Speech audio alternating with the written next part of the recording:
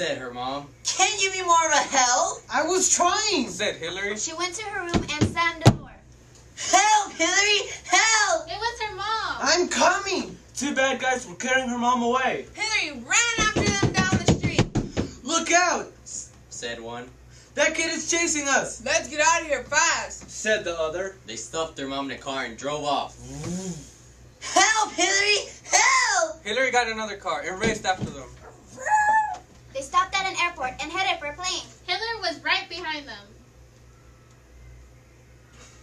Drop my mom right now. But something swooped down. A giant bird. It picked up her mom and flew away. Help, Hilary, help! Hilary got in the plane and took off after the bird. She flew right above it and climbed down the rope. But the bird dropped her mom. Help, Hilary, help! Hilary got back in the plane and flew a loop, de-loop, de-loop. Her mom landed on top. But the wind blew her off. Help, Hilary, help! Hilary jumped from the plane. They landed in the river. But a waterfall was just ahead. Help!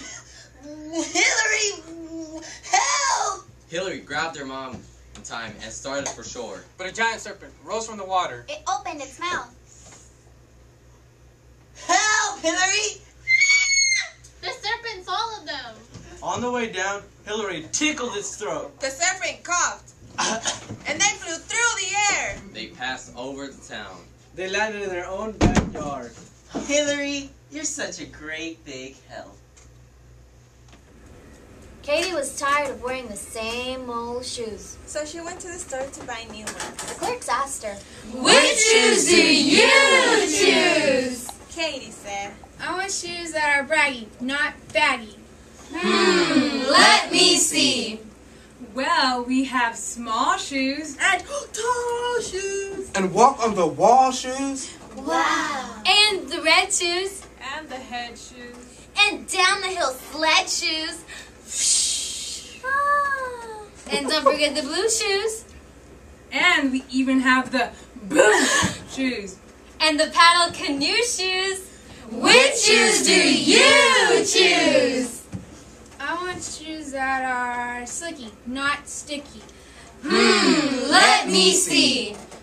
Well, we have jog shoes And long shoes. And hop like a frog shoes. Ribbit, ribbit. And the tide shoes. And the wide shoes. And the carnival ride shoes. And the trail shoes. and we even have the snail shoes. And the wind in your sail shoes. Which shoes do you choose? I want shoes that are spiffy, not iffy. Let me see. We have black shoes And snag shoes. And ride on the track shoes. And the wet shoes. And the pet shoes. Aww. And the super speed jet shoes. Zoom, zoom, zoom. And we have the moon shoes. and the goon shoes. And the hot air balloon shoes. Ooh. Which shoes do you choose? I choose all these shoes. Katie bought the shoes and took them home. And now the store has No more shoes to choose. Hilary, Said her mom. can't you be more of a help? I was trying. Said Hilary. She went to her room and slammed the door. Help, Hilary, help! It was her mom. I'm coming. Two bad guys were carrying her mom away. Now. Somebody stop them. After them! Hilary ran after them down the street. Look out! Said one. That kid is chasing us! Let's get out of here! Fast! Said the other. They stuffed her mom in a car and drove off. Help! Hilary, help! Hilary got another car and raced after them. They stopped at the airport and headed for a plane. Hilary was right behind them. Drop my mom right now! The bad guys dropped her mom and ran off. But something swooped down. A giant bird. Ah! It picked up her mom and flew away. Help! Hilary, help!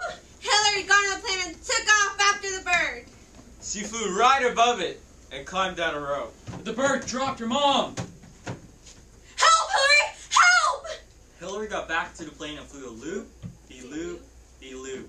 Her mom landed on top. Hold on! But the wind blew her off. Help! Hilary, help! Hilary jumped from the plane. They landed in a river. Splash! But a waterfall is just ahead. Help! Hilary! Help! Hilary grabbed her mom in time and started for shore. But a giant serpent rose from the water and opened its mouth. Help, Hilary! The serpent had swallowed them. No. On the way down, Hilary tickled its throat. The serpent coughed, and they flew through the air. They passed over the town. They landed in their own backyard. Hilary, this is a great big help. Katie was tired of wearing the same old shoes, so she went to the store to buy new ones. The clerks asked her, Which shoes do you choose? and Katie said, I want shoes that are braggy, not baggy. Let me see. We have small shoes. And tall shoes. and walk on the wall shoes! We have red shoes. And head shoes. And down the hill sled shoes. Whee! We have blue shoes. And blue shoes. And paddle canoe shoes. Which shoes do you choose? I want shoes that are slicky, not sticky. Let me see. We have jog shoes. And log shoes. And hop like a frog shoes. We have tied shoes. And wide shoes. And carnival ride shoes. We have trail shoes. And snail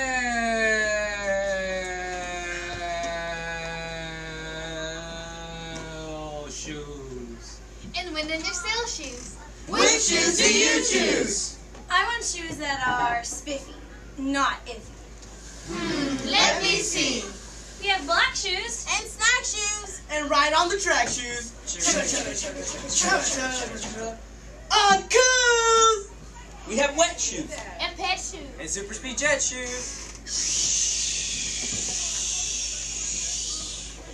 We have moon shoes. And goon shoes. And hot air balloon shoes. Which shoes do you choose?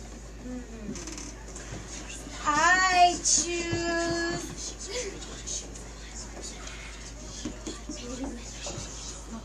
all these shoes. Katie bought all the shoes and took them home. And now the store has No more shoes to choose! In the Dutch colonial town, later known as Albany, New York, there lived a baker, Van Amsterdam, who was as honest as he could be.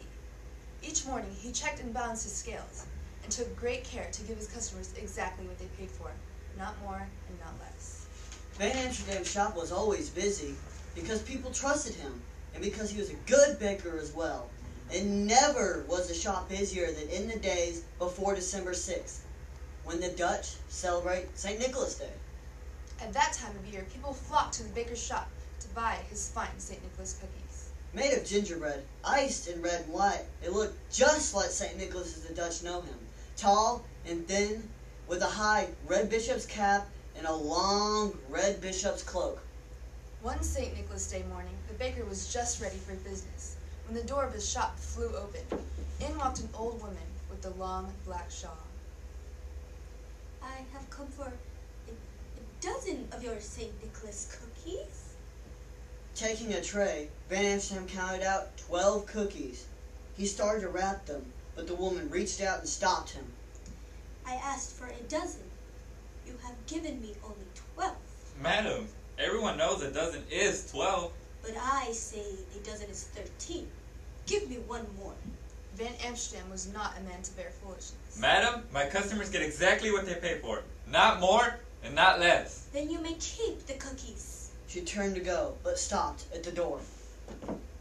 Van Amsterdam, however honest you may be, your heart is small and your fist is tight. Fall again, mount again, learn how to count again. Then she was gone. From that day, everything went wrong in Van Amsterdam's bakery. His bread rose too high, or not at all. His pies were sour or too sweet. His cakes were crumbled, or were chewy. His cookies were burnt or doughy. His customers soon noticed the difference. Before long, most of them were going to other bakers. That old woman has bewitched me. Is this how my honesty is rewarded? A year passed. The baker grew poorer and poorer. Since he sold little, he baked little, and his shelves were nearly bare. His last few customers slipped away. Finally, on the day before St. Nicholas Day, not one customer came to Van Amsterdam's shop. At day's end, the baker sat alone, staring at his unsold St. Nicholas cookies. I wish St. Nicholas could help me now. Then he closed his shop and went sadly to bed. That night, the baker had a dream. He was a boy again, one in the crowd of happy children. And there, in the midst of them, was St. Nicholas himself. The bishop's white horse stood beside him, baskets filled with gifts. Nicholas pulled out one gift after another and handed them to the children. But Van Amsterdam noticed something strange. No matter how many presents Nicholas passed out, there were always more to give. In fact, the more he took from the baskets, the more they seemed to hold.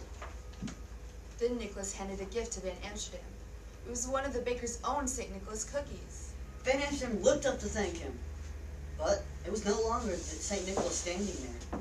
Smiling down at him was the old woman in the long black shawl. Van Amsterdam awoke with a start. Moonlight shone through the half-closed shutters as he lay there, thinking. I always give my customers exactly what they pay for. Not more and not less. But why not give more? The next morning, St. Nicholas Day, the baker rose early. He mixed the gingerbread dough and rolled it out. He cut the shapes and baked them. He iced them in red and white to look just like St. Nicholas. And the cookies were as fine as any he had made. Van Amsterdam had just finished when the door flew open. In walked the woman with the long black shawl. I have come for a dozen of your St. Nicholas cookies. In great excitement, Van Amsterdam counted out 12 cookies. And one more. In this shop, from now on, a dozen is 13. You have learned how to count well. You will surely be rewarded. She paid for the cookies and started out. But as the door swung shut, the baker's eyes seemed to play a trick on him. He thought he had glimpsed at the tail of a long red cloak. As the old woman foretold, Van Amsterdam was rewarded. When people heard he counted 13 as a dozen, he had more customers than ever. In fact, Van Amsterdam grew so wealthy that the other bakers in town began doing the same. From there, the practice spread to other towns, and at last through all the American colonies. And this, they say, is how 13 became the baker's dozen, a custom common for over a century. And alive in some places to this day.